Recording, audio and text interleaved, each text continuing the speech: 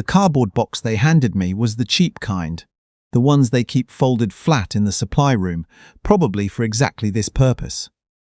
I'd been with Hargrove and Lund Construction Management for 11 years. 11 years of 6:30 mornings, of driving through Edmonton winters that would freeze your door handles solid, of missing my daughter's school concerts because a project at Fort McMurray needed someone on site by Monday. 11 years of my name on permits, on subcontractor agreements, on the structural reviews that kept every building we touched standing upright and on budget. And when the new VP of Operations walked me to my office and told me to take what was mine, the thing I felt most wasn't anger. It was this strange, hollow quiet. Like the moment after a car accident, when the world goes very still and very sharp all at once. I said, "Okay, thank you for the opportunity." He blinked. I think he expected tears. Or an argument. Maybe he expected me to slam something down on my desk and storm out, give him a story to tell over drinks later. Instead, I shook his hand, put my framed photo of my wife and my daughter into the box, and walked out to the parking lot. I sat in my truck for a long time before I started the engine. My name is not important. What matters is what I built. I joined Hargrove and Lund in 2013 as a senior project coordinator. Back then, the company was still a mid-size operation out of Edmonton. Good reputation, steady government contracts, a few commercial developers in Alberta and Saskatchewan they'd worked with for years. I came in knowing construction management cold. I'd spent my 20s on job sites, learning every trade from the guys who actually did the work. And then I spent my early 30s learning the business side. How to read a contract, how to negotiate with suppliers, how to structure a bid so you win without bleeding out. By 2017, I was running the operations side for our commercial division. By 2019, I had restructured the way we handled subcontractor agreements across all active projects. A system I built from scratch that cut our disputes by about 60% and shaved roughly $3.2 million in avoided overruns per year off our books. The CEO at the time, a man named Mr. Hargrove himself, called it the best operational change the company had made in a decade. Nobody called it the Lund system or the company system. In the internal memos, they called it what my boss had named it in the first meeting he showed it to the executive team. He called it the Hendricks model. That's my last name, Hendricks. I didn't think much about the naming at the time. It felt like a compliment. What I didn't think about, what I genuinely foolishly did not stop to think about, was what it meant that I had built a methodology so distinct, so documented, so specifically mine, that even they had to put my name on it. That would matter later. That would matter enormously. The new VP of Operations came in January of last year. His name was Whitmore, mid-30s, MBA from a school in Ontario, the kind of guy who carries his laptop bag like it's a briefcase and uses the word scalable in every third sentence. He'd been brought in by the new board after Mr. Hargrove retired and sold his stake. The company had gone through a partial acquisition by a private equity group out of Toronto, and they wanted fresh leadership, new direction, modern thinking. What they meant was, they wanted someone who made decks look good. I tried to give Whitmore the benefit of the doubt. I walked him through everything, our active projects, our supplier relationships, the subcontractor network I'd spent years building, the risk protocols we used, the documentation system. He sat across from me in those meetings and nodded in a way that meant he wasn't really listening. He had his own ideas. He'd been hired to have his own ideas. Within 3 months, he'd begun dismantling pieces of the Hendricks model. Not because they weren't working, they were working better than ever, but because he needed to put something of his own in place. He brought in a third-party software platform that promised to do what our system did, except it cost 4 times as much, required 3 months of staff retraining, and didn't account for the specific regulatory requirements under Alberta's Safety Codes Act the way our internal documentation did. My colleague, the guy who'd worked under me for 6 years and understood every corner of the operation, came to my office one afternoon and closed the door behind him. "He's going to break something," he said. "I know," I said. "Are you going to say anything?" I had already said things. I had said things in writing, in meetings, in one-on-ones with Whitmore that he'd ended early because he had a call with the Toronto office. Some point you run out of places to say things and you start to wonder if saying things is the point. "I'll keep saying things," I told my colleague, "but start keeping your own records. Document everything." He looked at me a certain way. "Are you worried about something specific?" I was. I just didn't know yet exactly what shape it would take. It took another 4 months. Whitmore brought in 2 of his own hires from Toronto, young guys, sharp enough in a theoretical sense, no site experience. He began redistributing responsibilities. My portfolio shrank. Projects I'd been managing for years were quietly reassigned. I was given what they called a strategic oversight role, which meant I had a title and no actual authority over anything. I knew what was coming. My wife knew too. She's the steady one in this house, the one who reads the situation before I've finished explaining it and already knows what we need to do. The night I told her about the restructuring, she put her hand flat on the kitchen table like she was grounding herself and said, "Okay, what do we actually own?" It's the question that changed everything. Because I hadn't thought about it that way. I'd been thinking about my job, my role, my contributions. She was thinking like someone who'd watched enough of these situations to know that contributions don't protect you. Documentation does. Ownership does. The Hendricks model. The subcontractor management methodology I'd built and documented starting in 2016 had never been formally assigned to Hargrove and Lund. I had built it independently, in my own time, on my own equipment, before I was ever in a role that would have made it a work product obligation. I had notebooks. I had early drafts dated before my promotion. I had emails to my personal account where I'd worked through the logic of it before I'd ever shown it to anyone at the company. I called a lawyer, not a general practice guy, a specific kind of lawyer who handles intellectual property in a commercial context. She asked me a lot of questions, then she asked me to bring her everything I had. 2 weeks later she called me back and said, "This is yours." I didn't say anything for a moment. I just sat at my kitchen table and looked at my hands. "All of it?" I asked. "The methodology, the documentation framework, the scoring system for subcontractor evaluation. All of it predates your elevation to senior operations. You built it independently, they adopted it, they named it after you, which is actually helpful. Nobody at the company appears to have ever had you sign an IP assignment agreement specific to this work." I thought about Mr. Hargrove calling it the best operational change the company had made in a decade. I thought about Whitmore dismantling it piece by piece to put his own stamp on the place. I said, "Okay, thank you." Let me think. I was let go on a Wednesday in March.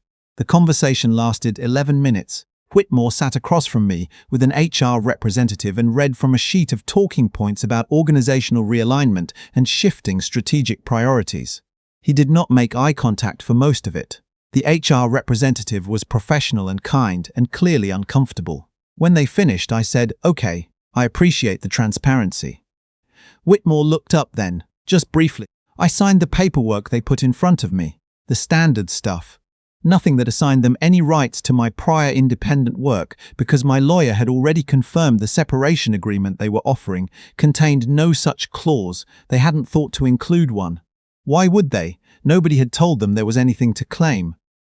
I took my box. I walked out to the parking lot. I sat in my truck. My colleague texted me before I'd even started the engine. A lot of them did.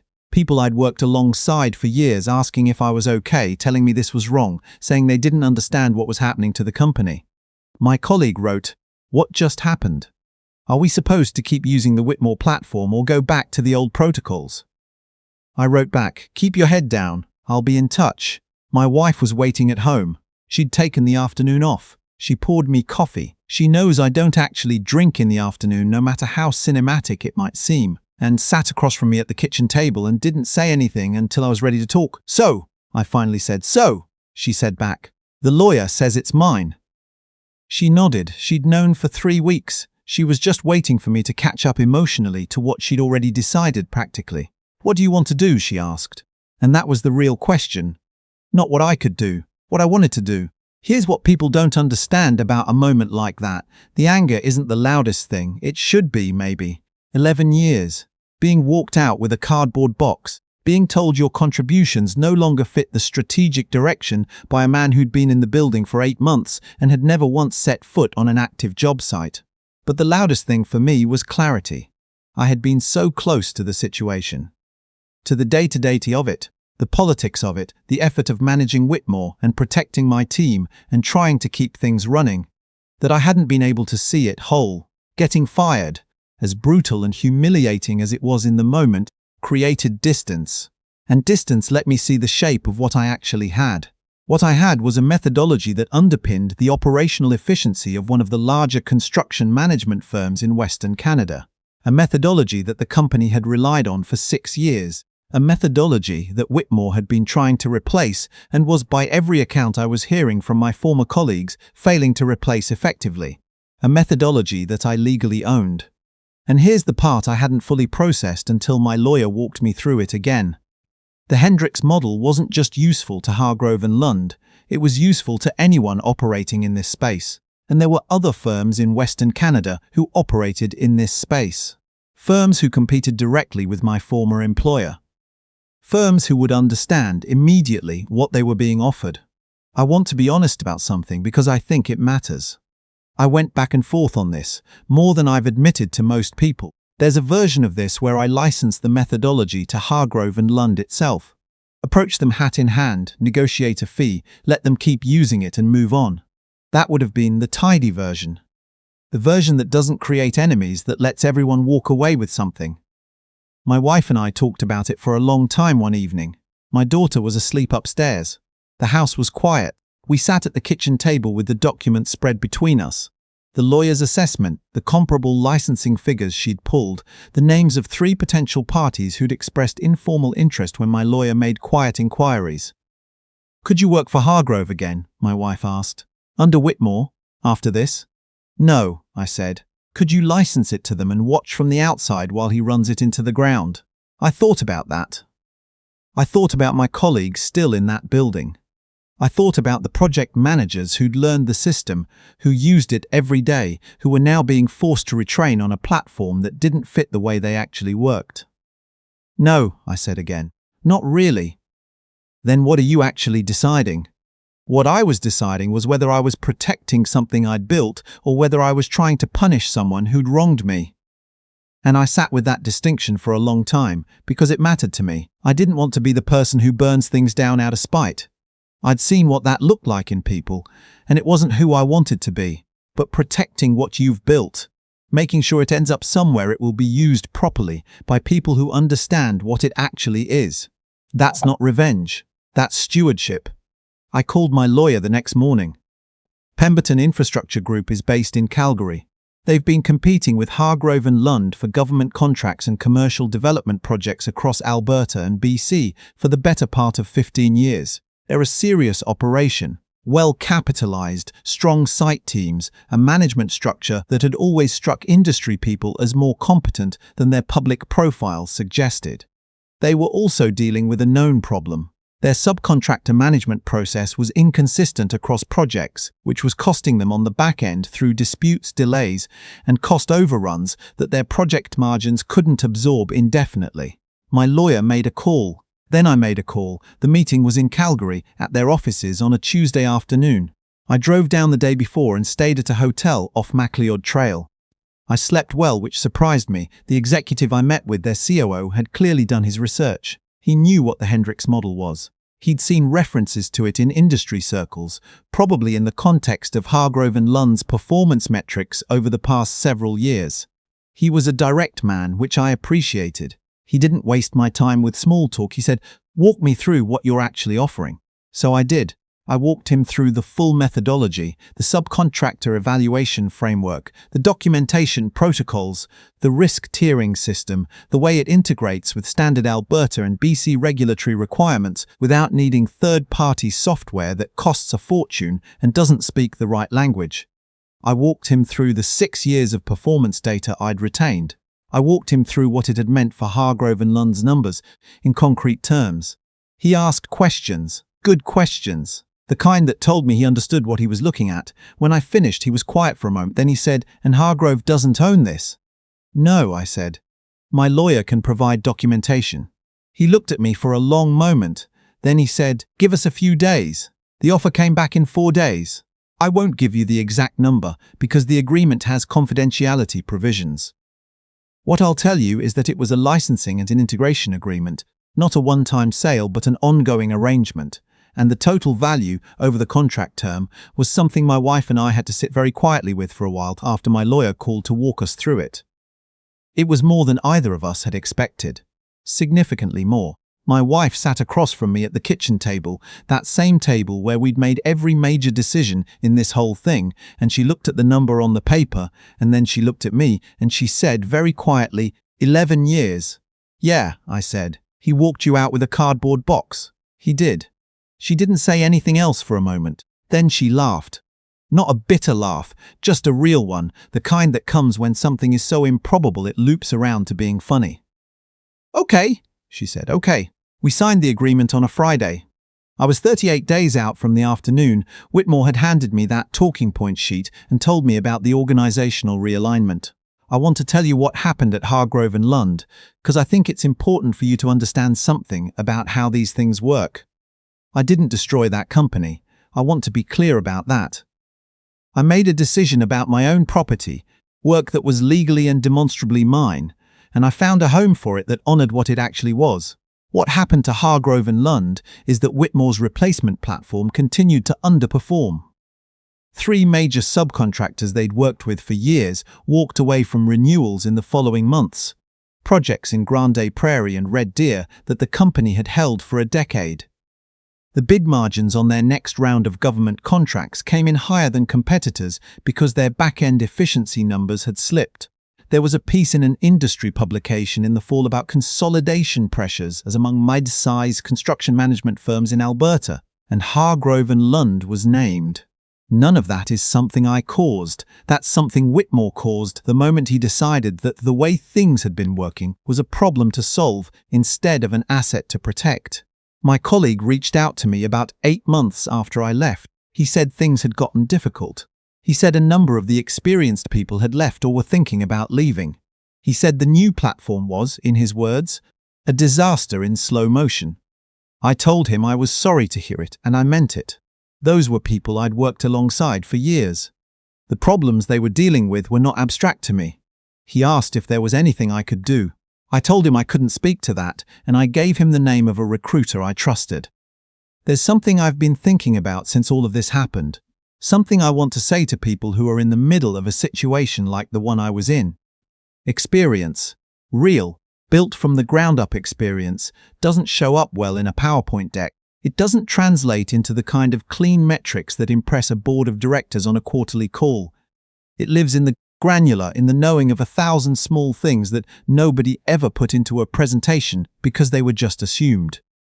When someone like Whitmore comes in and looks at someone like me and sees a legacy liability instead of a structural asset, that's not just a personnel error. It's a strategic one. Can companies pay for it? But I also want to say something to the people who are sitting in their trucks in parking lots right now, having just walked out of a conversation that felt like the floor dropping out. There is, sometimes, something you built that they forgot to claim. Something documented, or named, or structured enough that it has a shape someone else can recognize and value.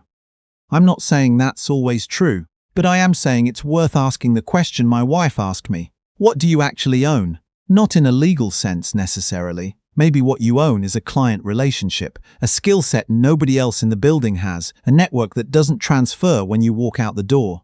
A decade of insight into an industry that a 29-year-old innovation officers genuinely cannot replicate from a laptop. That's not nothing. That's not gone. That's yours. My daughter asked me once, a few months after all this settled, if I was angry at Whitmore. She's 16 and she reads situations the same way her mother does, better than I do, honestly. I thought about it for a minute. Not anymore, I told her. But you were, for a while, I said. But mostly I think he just didn't know what he was looking at, and that turned out to be his problem more than mine. She nodded slowly the way she does when she's filing something away. Good, she said. Being angry for a long time is exhausting. She's right about that, and she's got her mother's gift for landing on the true thing in one sentence. The cardboard box is still in my garage. I never threw it out. Some days when I walk past it, I think about putting it in the recycling, and then I decide to leave it a little longer. Not as a reminder of what happened, as a reminder of what I walked out and built next.